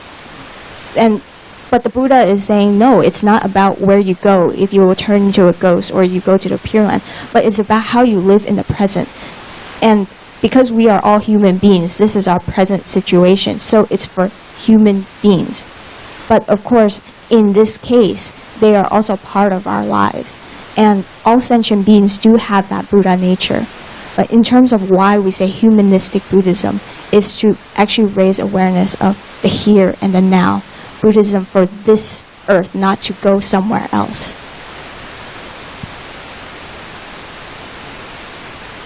When we study the sutra and then we practice it, the experience will advance our basic knowledge when we read back to the sutra.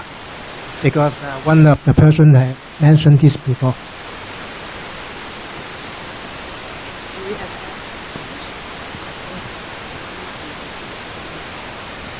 Advance means bring you to the different level to how to understand the sutra, not understand the beginning. So by chanting the sutra, or studying or understanding the sutra. Okay.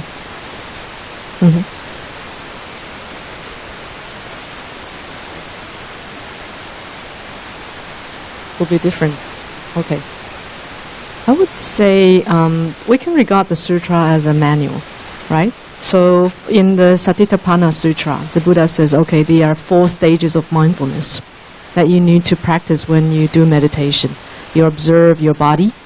You begin by observing your breath. Then you observe your body. Then you observe your mind. Then you observe, that idea of the self. Okay? And so these are the basic manuals that you will read in a book. But as you go out, it's like, when you hop on a car, you need to step on the accelerator in order to move forward, right? But each of us has a different body build, right? And we enforce that, that force a bit different every day, between every person. So some will be able to drive faster, some will be able to drive slower, okay? Some will be able to drive into other people's cars, some manage to drive away from people's cars, right? And so they are all applying the concept of stepping on the brake. But conditions will be different from each person. So it's natural for the experiences for each person to be different because we are all uniquely honored one in this world, right? So when the Buddha was born into this world, he said, I'm the uniquely honored one in this world, just like the rest of you. Right? Each one of you is unique. So you will not be able to duplicate or, reproduce any experiences produced by other people, even that of the Buddha. But it's okay. It's okay. You just travel to the goal in your own style. You can hop there, you can climb there, you can run there. Everyone will have a different choice, but it doesn't matter as long as you arrive at the goal safely. So remember, these teachings are not there for us to ponder over the actual words. Try to ponder over the meaning and break yourself free from the restrictions of these words. Okay. 师父吉祥. First, I just had a question about how we could apply a teaching like emptiness into how we perceive the world, and furthermore, apply that sort of knowledge into our daily lives and our experiences with other people.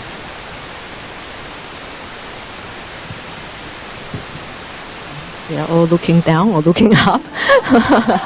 There are moments when ceilings are really good. The cracks are there for you to look at. So to avoid eye contact. Yeah. Okay. Again, I think we spend a lot of time to discuss the concept of emptiness. First of all, by understanding, what it's telling us, that it's temporary, it's unrealistic, right? But these all kind of have that negative annotation to it, connotation, right? It's impermanent, right? It's unreal. And so we fall into the habit of taking emptiness or shunyata as kind of that negation of our existence, right? But rather, if we're able to understand emptiness as a way of infinite potentials, unlimited creativity, that means, again, you can be anything, and you can be something, and you can be nothing, as long as there is a thin in there, right? So emptiness it actually involves a thin, right? And so how do you actually observe it? I'm going to use my experience. I had a rather unfortunate incident at Taoyuan Airport when I traveled to Shanghai. Okay, on that day, 4 hours before my flight, this huge storm came and flooded the airport. Okay, so it actually cut down the power supply. It flooded, the lower ground level where all the restaurants, where all the good stuff in the airport is. And so instead of catching a taxi that goes directly to the airport, I had to get out of the car like about half an hour before because the car just couldn't proceed. So I had to carry 2 huge luggages, move them along the road and rush towards the airport. When I finally arrived, the entire check-in terminal was dark. It was without power. And mind you, it was July weather, so it was like a 32-degree weather. And you've got thousands of people piled up in the terminal, very angry, right? Toilets weren't working because they couldn't flush. And so I got there, and then this ground staff told me that our flight can still take off because it's one of the few that have to leave in 45 minutes. So they will do everything they can to help to put us on the plane. Okay, literally those words. And so they manually checked us in, gave us those handwritten boarding pass and then strips. And then the lady pushed the luggages, 2 huge luggages. I was carrying books towards me and said, okay, you need to carry these through customs and then through security and take them onto the plane yourself. Okay. So I was thinking, how was that supposed to work, right? But I had to get to Shanghai because I made a promise that I will lead this English reading group. And I not wanting to disappoint them.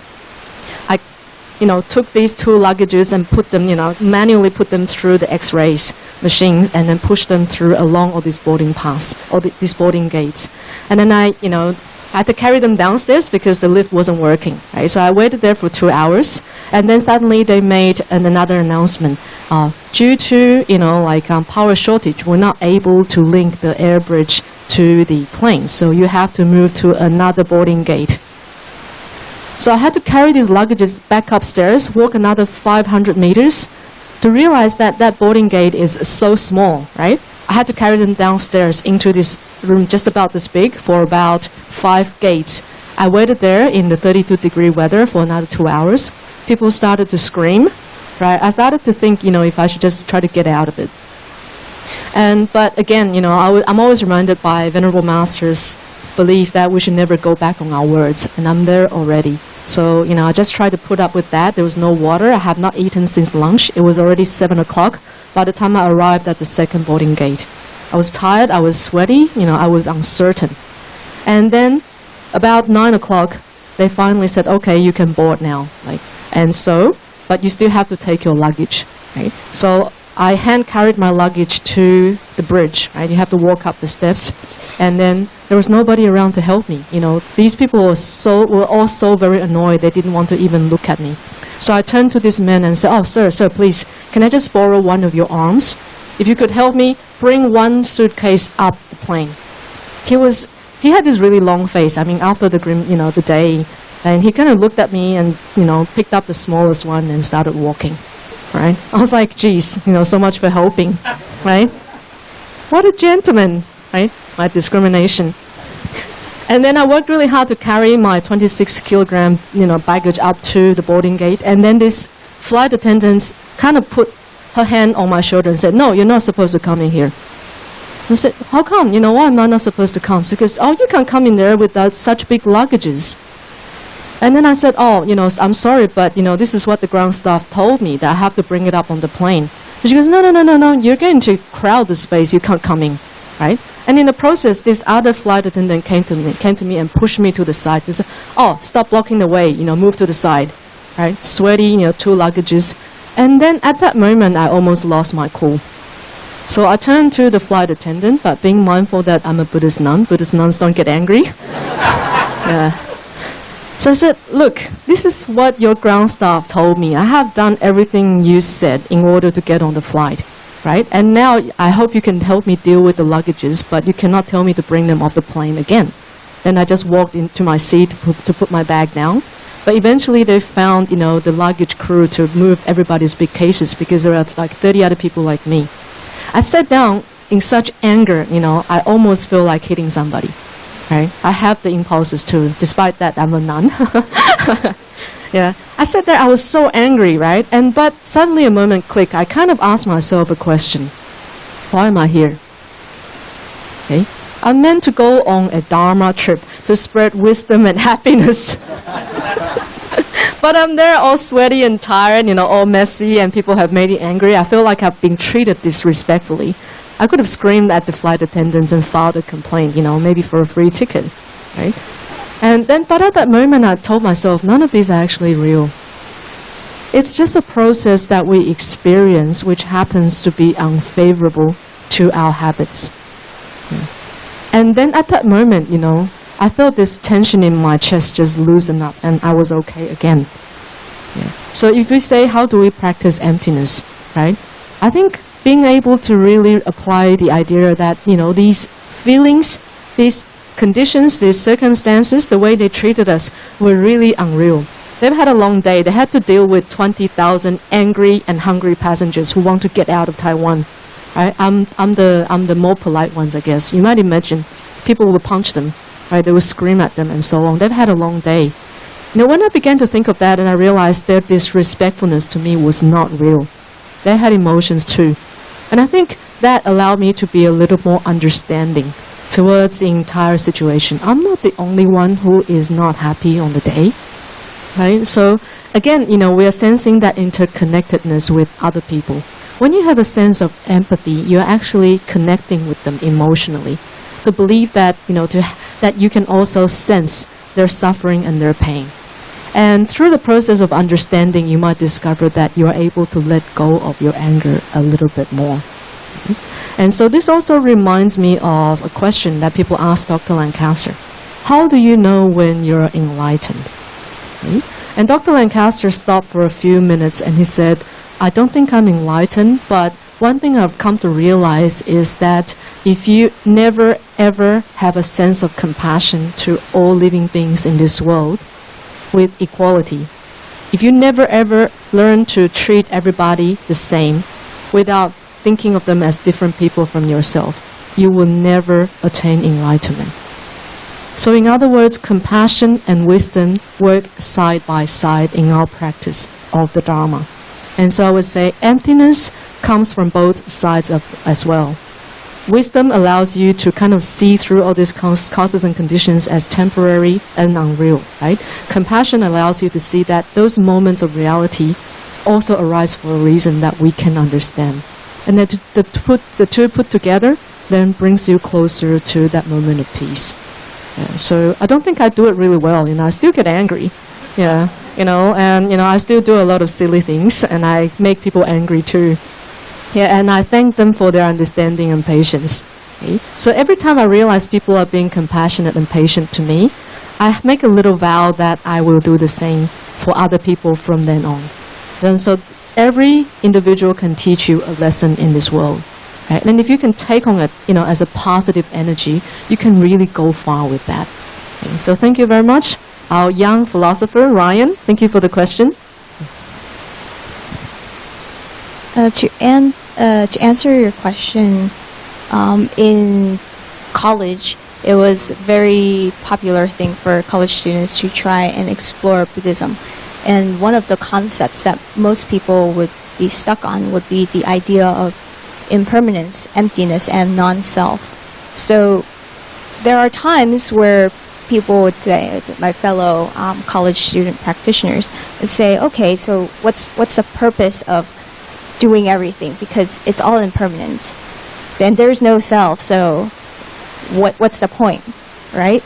But I think in regards to how we view impermanence, it should not be a nihilistic way, which nothing exists. But rather to actually cherish the opportunity. So for example, this room is emptiness, right? So we have the possibility of holding many different events. So right now we have this panel, this talk, and in the afternoon we could have this workshop. So the essence of it is emptiness, so that we can have people, different people coming through. But I could not say that this room is this emptiness. So and you all of you are emptiness, so you don't exist. And I fail to make that connection with all of you. That would be the wrong interpretation, an incorrect interpretation of impermanence and emptiness and non-self. But what we do realize is that because of this emptiness, the nature of things is to change. So while I have this opportunity to create this affinity, I should really hold on to it and cherish every single moment that it is here.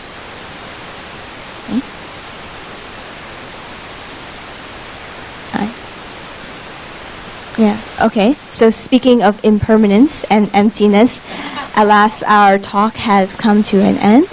But before we go, we have brought a few souvenirs, so Venerable Miao Guang would like to explain. Yes. as we cherish every opportunity to establish affinity, for this trip we brought forth a variety, because we are all individuals, a variety of gifts for all of you. And so for the first book we would like to highly recommend is Humanistic Buddhism. This is one of the latest books written by our founder, Venerable Master Xing Yun. It covers the history, the basic theoretical concept of humanistic Buddhism, as well as the current and future developments. And so if you're interested in furthering your understanding of Buddhism in the 21st century, which is now more popularly known as humanistic Buddhism, feel free to grab a copy. Okay. And I'm sorry we only have limited copies today, but I understand that the temple is also importing more. And so stay connected with the temple if you fail to acquire a copy today. And if you're less of a reading person, we have a calendar book for 2017 that has just one line of Dharma, a single line of Dharma for each week. Right? And so simple advices that will help you get by the week. And say, for example, for this one it says, oh, okay, that's maybe something that, okay. Okay, so for example, like advice is like enjoy the sense of contentment in times of poverty, right? 贫苦时知足常乐. Enjoy the efforts in times of failure, right? 落魄时奋起为乐. These are all very positive energy that you can infuse into your life every day and every week. And so you can also grab a copy.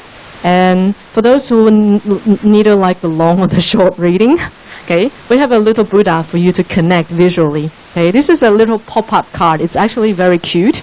When you open it up, it's like a mini Buddha stand you can bring everywhere, to your workplace, on the plane, or when you're traveling. And so on either side there is the Heart Sutra printed in Chinese. And a little Buddha, well, depending on your karma, they come in Guanyin, Amitabha, and Triple Gem Buddha. Okay. Yeah, so we'll hand them out randomly, and so feel free to help yourself with, maybe one item out of the three. I might ask our staff to help bring them to the front. It'll be easier for everyone to reach for something. And sorry that we don't have three for everyone. But let's begin somewhere. And if you find them useful, I believe that your connections will find you to them in the future. And so once again, thank you so much. We really appreciate your time on a Saturday like this to come and hear us ramble on about our experience of the Dharma. And we travel to different places to not only give talks, but to also establish groups who are interested in doing translation works for Buddhism. And so I believe we have a team who are staying this afternoon to further work on the discussion of the Buddhist concepts in depth, not death, sorry. 12 midnight, okay? Yeah. And we will also be able to share our skills in interpreting and translating. Okay, so certainly if you're interested, feel free to stay. But in the meantime, once again, thank you very much. And so help yourself with this. Thank you, Venerable Miao Guang, Venerable Ziyue, and Venerable Youzhe, and also at Arthur to share the Dharma joys with us and tell us how to practice the Dharma in our daily life, and that's what the Buddha's taught. And I believe all of you have enjoyed a wonderful moment for the past 2 hours, especially the Q&A session is to show us how to have a positive energy in our daily life. Okay, have a nice day. And before you leave the conference room, remember to have the card is very cute. I do not have one. It's my first time to see. Okay, and also the book and also the notebook. Okay, have a nice day.